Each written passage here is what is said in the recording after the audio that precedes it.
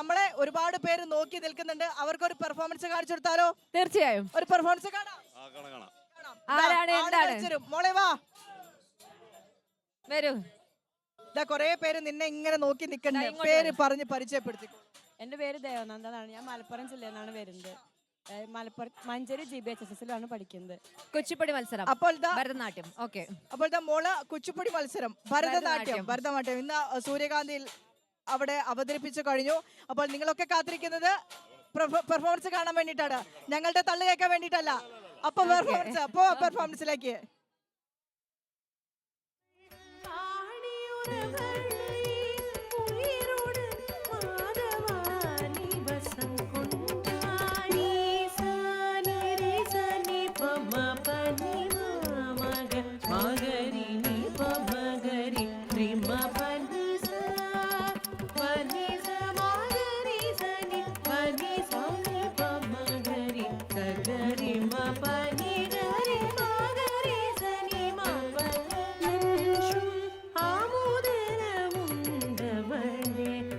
ഇത്ര പെട്ടെന്ന് കഴിഞ്ഞു. ചെറിയൊരു ഭാഗമാണ്. നിങ്ങൾ ഇത്രയും നേരം കാത്തിരിക്കായിരുന്നല്ലോ കാണാൻ വേണ്ടിട്ട്. എങ്ങനെ ഉണ്ടായിരുന്നു? ഞങ്ങൾ കോഴിക്കോട്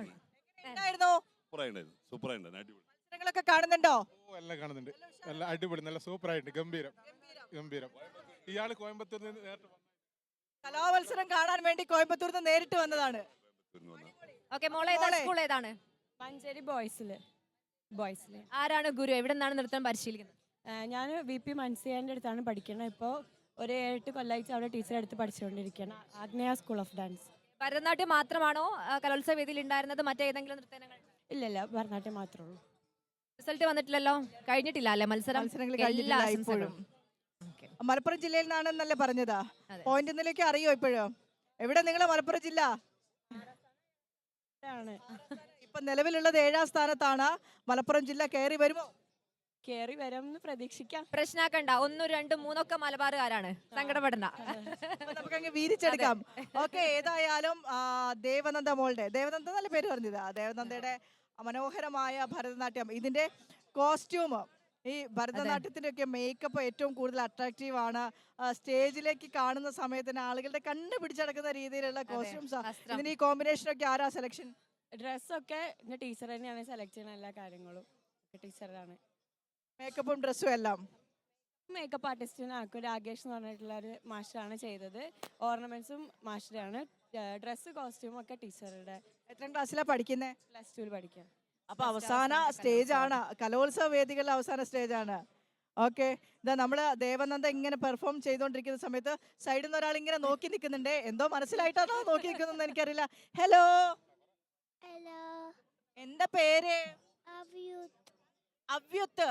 അടിപൊളി പേരാണല്ലോ. വായിക്കൊള്ളാൻ പറ്റാത്ത പേരൊക്കെ പഠിച്ച് കുട്ടിക്ക് എന്തായാലും പറയാൻ പഠിച്ചിട്ട് ഒരു പാട്ട് പാടി തരുമോ? ഏട്ടൻ പാടും ഒരു പാട്ട്. ഏട്ടനും പാടില്ലേ പാട്ട്? ഒരു പാട്ട് പാടടോ. എവിടുന്നാണ്? തൃശ്ശൂർ തന്നെയാണോ? ഒളരിയിൽ ഒരു ആന ഉണ്ടല്ലോ.